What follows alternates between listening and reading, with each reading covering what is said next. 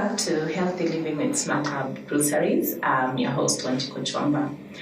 Making the mental health awareness month. With me, I have two lovely ladies.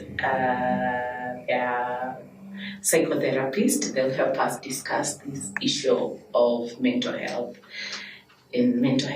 basically mental health awareness. Karibuni sana. At the far right is Agnes Kahero. Next to me is Lydia Karimi Chege. Agnes, introduce yourself. Okay, like she has said, my name is Agnes Kahero. I am a psychotherapist, and I really love what I do because I enjoy reaching out to people and helping cope out with life issues. Thank you. Thank you, Lydia. Thank you, Martha. My name is Lydia Karimi Chege. I am a counseling psychologist and a marriage and family therapy. I'm happy to be here, Martha. Thank you. Thank you. Looking forward to learn more. What is mental health, Agnes? Thank you, Martha. I would define mental health as the condition of well-being, psychologically and emotionally. And this well-being enables you and me to handle the stressors of life easily. And as we all know, there are so many things that are stressful in life. Everything comes like with a bang, and especially in the age we are living in. And so the ability to handle this stress, you have to be in a good state of mind, in a good state of mental health.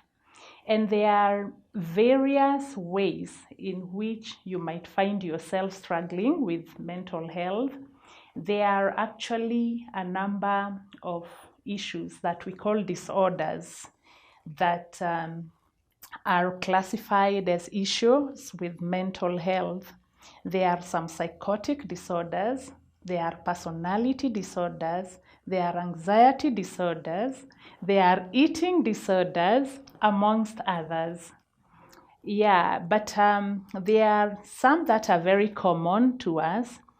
If I could talk of the psychotic disorders, we all know about depression, we all know about schizophrenia, and we know about bipolar. Those are just a few of the psychotic disorders. And then we find there are people who struggle with personality disorders like post-traumatic disorders, avoidant disorders, antisocial disorders, paranoid disorders. There are very, very many. But I would mention just a few. And then we also have anxiety disorders.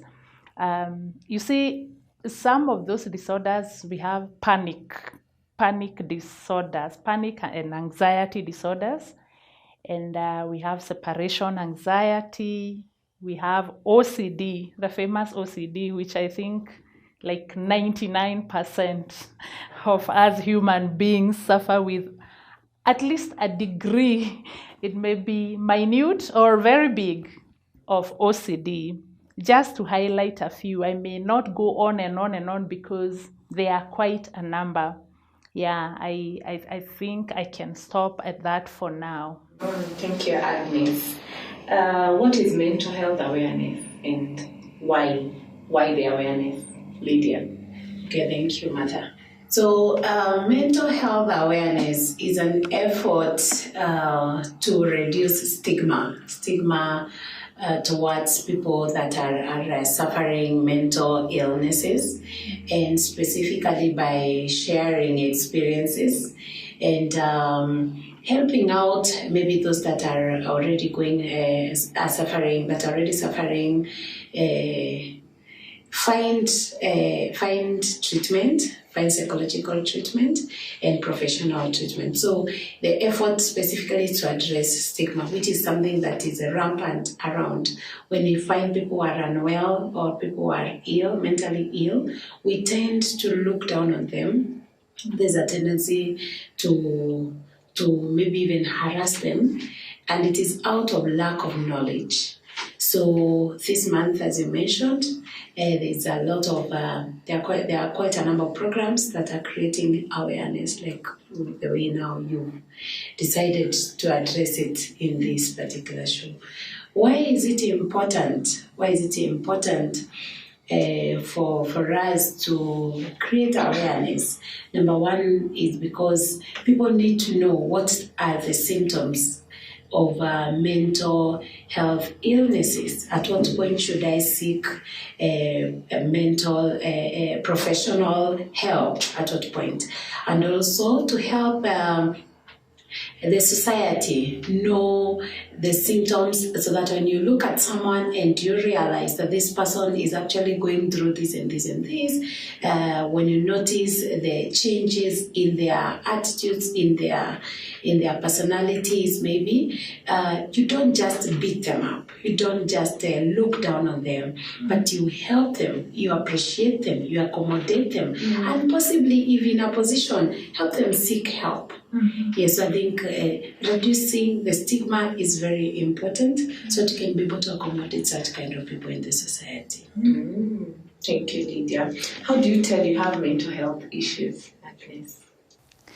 Thank you, Martha. Like Lydia has highlighted, there are times you notice that you are different from your usual self, or I notice. You may not notice, but if I live with you, I may notice that, no, Martha is different, is behaving differently.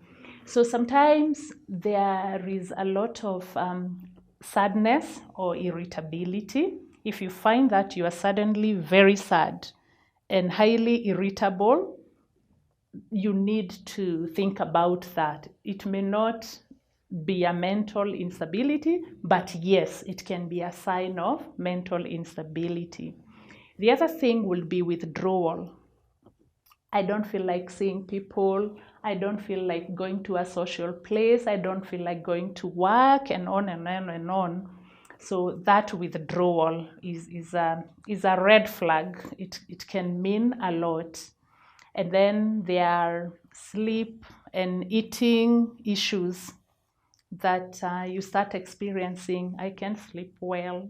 You can even start depending on sleeping pills because you're unable to sleep, or sleeping excessively. You just want to sleep, and nothing else. That is not normal. It could be an alarm. Or you just want to eat. I have heard people say that when they are not okay, they just keep eating and eating anything and everything they come across. So probably it's just not on the surface. It may be a deep-seated problem that you are coming down with. Yeah, so sleeping and eating disorders may be an alarm for mental health instability. Yeah. Maybe I can add low concentration levels.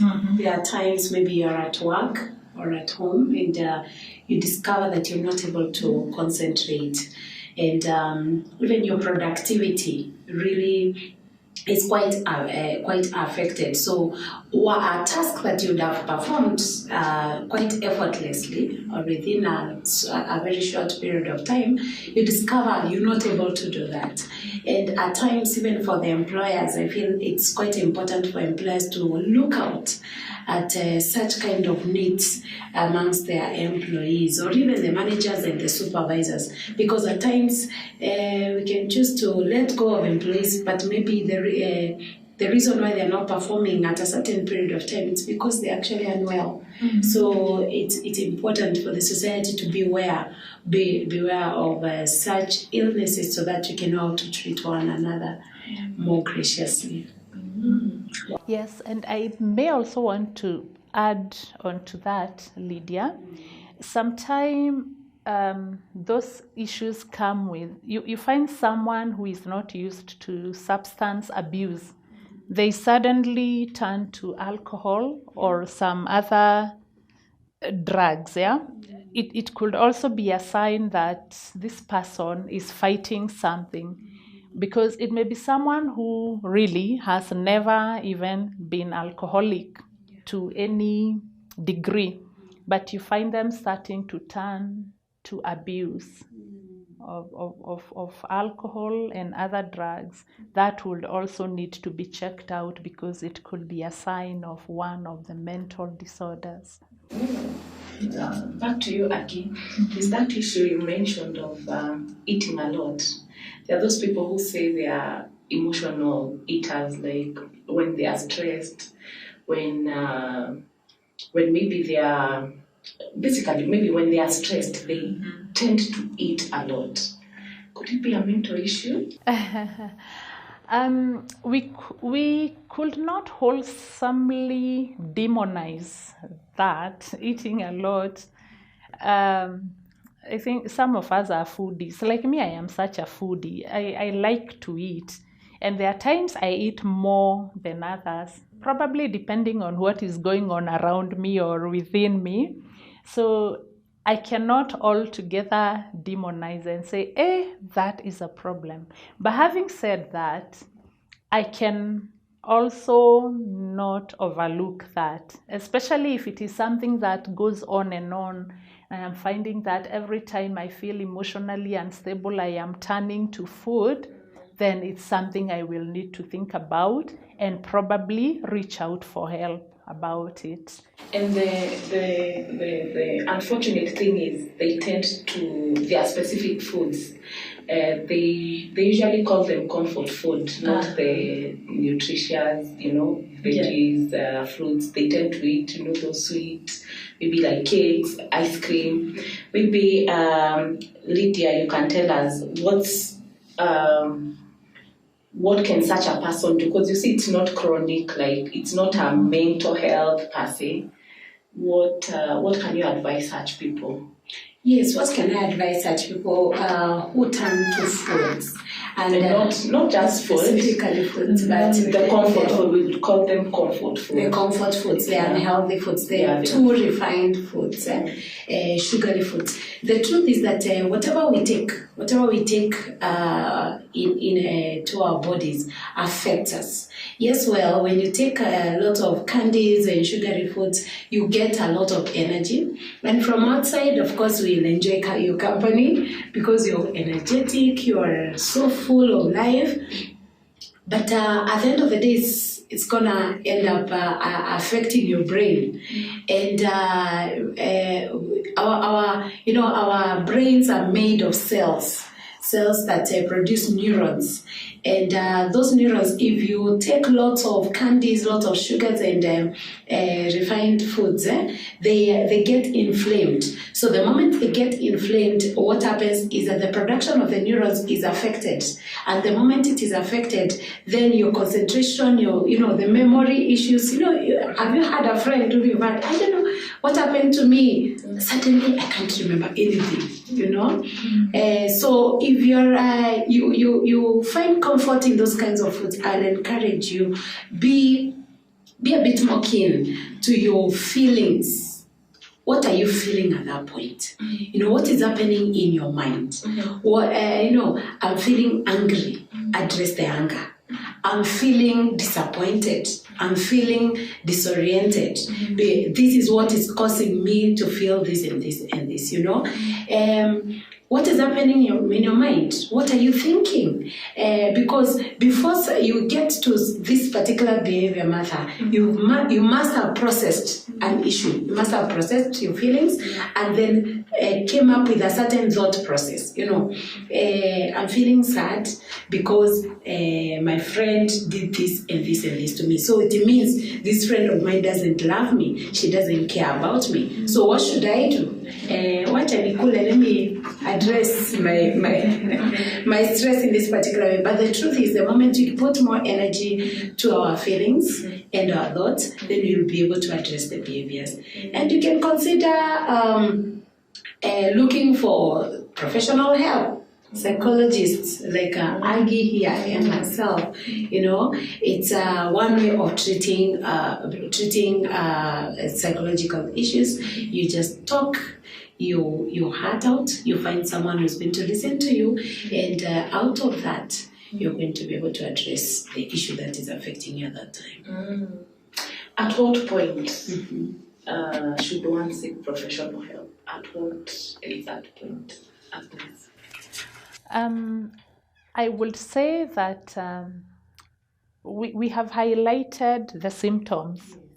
Yeah, I would say the moment that you are ticking those symptoms, like I am getting very withdrawn, I am having sleep and eating issues, I am highly irritable and very sad. The moment you realize that you're ticking those boxes, it is never too early to especially go and speak to a therapist. Yeah, it probably would be the easiest step for you, other than go to the hospital or wherever. Speak to someone. Let us normalize speaking about how we feel, and especially when we notice that we are feeling off, we are not ourselves, let us normalize seeking help. Probably you may not even be aware that you need to look for professional help. Come to Martha, come to Lydia, or to whoever friend you have. Talk to them, tell them how you're feeling, and probably during that time is when they will be able to point you to a professional therapist or to professional help, because isolation is what kills you slowly. Oh, I don't feel like seeing people today, I don't feel like this, and you stay indoors. I hear some people, when they start experiencing those symptoms, you just want to stay in your bedroom. You don't even open the curtains. You just want to be in bed. You don't want to eat. So when you notice that, speak to somebody. Speak to somebody as the first step, so that even if you're not yourself able to point yourself to a professional therapist, your friends and the society around you can be helpful. So right from the word go would be my take. And maybe for our viewers, there could be that someone who has isolated themselves. They don't want, at times it can reach a point and you just want to be there. You don't want to seek professional help. If I have a relative, a friend who is in such state, what can I do? I would say that unfortunately, the society for the longest time has stigmatized therapy. We think that going to a counselor or to a therapist is a weakness. It's to say that wewe umechizi. No, I want us to normalize seeking professional help from therapists. Yeah, and so when you do not feel like you want to reach out or to speak, it would be necessary for you to think about, the end result of where you are at, and so take the necessary steps to get to a therapist. Lydia, are mental health illness treatable? Are mental health illnesses treatable? Yes, they are. And I think one of the treatments options that we're giving, we've already discussed them. The therapy, the psychotherapy, that is called talk treatment therapy. The talk treatment therapy. So you meet a psychologist or psychiatrist and they speak about your issues, and they help you process they help you process what you're going through. Other ways is the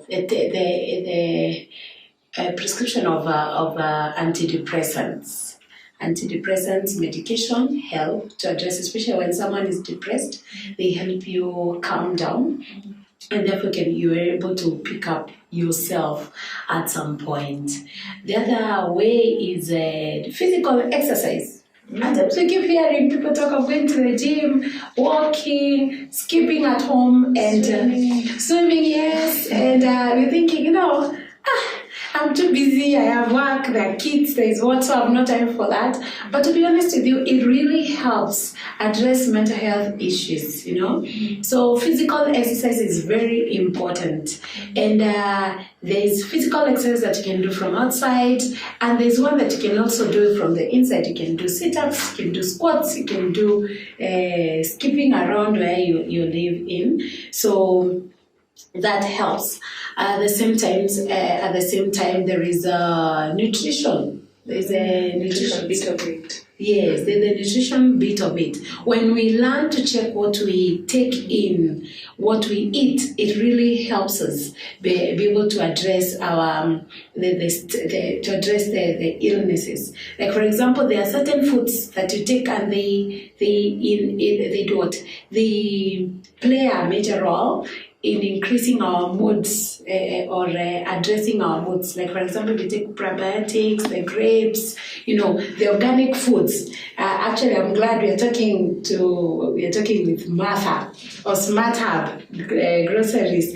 And when you go to her shop or even when you listen to what she does, actually, she provides or she gives us the organic foods, every organic food that you require. So we need to really put a lot of focus to the nutrition part of our lives, because by taking in the proper nutrients, we are able to function better and to function more effectively. Focus on the minerals, what we are taking in, and I think at some point maybe you can talk of nutritional psychiatry, which is a position where you withdraw the sugars and withdraw the refined foods, so that you focus on the foods that are, you clean up your diet.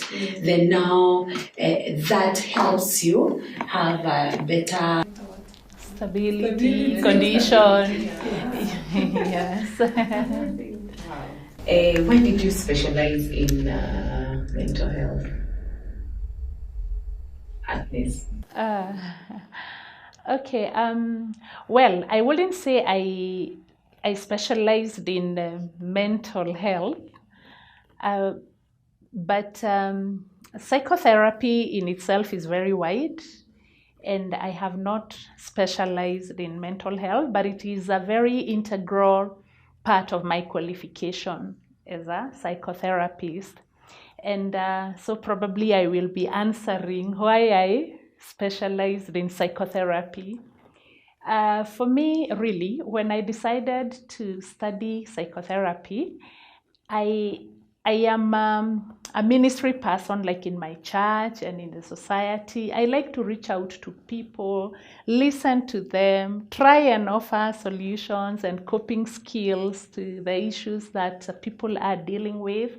So I thought to myself, if I go to school and harness my skills for this, I will be better placed to reach out to people in the society, and it will equip me better to assist people cope with life issues and all. But I was telling my friend Lydia here that first of all, when I got into the counseling class, I was shocked to realize that actually I was the one who needed the therapy more than the people I was thinking about when I went to class. Because first of all, the most valuable thing that studying psychotherapy did for me was to give me self-awareness. Martha, I am so self-aware that sometimes I do not believe that this is me, who had lived so many years before. Before I discovered myself and who I am, how I function and all that. So for me, it was such an advantage that I studied this, an advantage to myself and of course to others. I have been able to help out to the people who have approached me with various issues of life. And because of my self-awareness, I have been able to instill self-awareness in others, and I have been able to equip others with skills that have helped them navigate various issues of life. And that gives me a lot of joy and satisfaction. Every day when I go to bed and I have spoken to people whose lives I have seen turn around, I am a happy person. I know what it feels. Yes, you feel me. That's why you specialize in mental health. Yes, why did I do counseling psychology? Actually, currently I've been pursuing marriage and family therapy also, which is still the same line. It's on the same line. Let me say I'm a social person. I'm very social. I'm very open-minded. I'm a bit loud. Is it a bit loud? I hope I am just a bit, not too much. Yes, I'm loud and I'm proud of myself. So at some point, after giving birth to my first children, they are twins, I went through postpartum depression. And to be honest, it wasn't an easy season for me. It was very difficult. And unfortunately, I didn't know that I was going through the postpartum depression until some friends realized, wait a minute, this girl is not okay. She's actually going through depression. At that point, I decided to really get to understand, what is this depression? What is this postpartum depression? And out of seeking to understand the depression bit, I realized, kumbe that's what psychiatrists and psychologists are the ones who treat this thing. And from then, I developed a burden to support ladies or women who are going through such kind of depressions. Then, by God's grace, my pastor was a lady during the same season. Came and told me, Lydia, I think you're gifted. You're gifted in speaking to people and helping people address their issues, their life issues. And I feel it would be important or good for you to go through psychological classes and such. And amazingly, that's how I started and found myself here. I'm getting more fulfillment, as Agnes said, fulfillment in speaking and helping people solve their issues, their day-to-day issues. And I think this is the best thing that ever happened to my life. Wow, I think that's it for today. Thank you so much, Agnes and Lydia, for being here.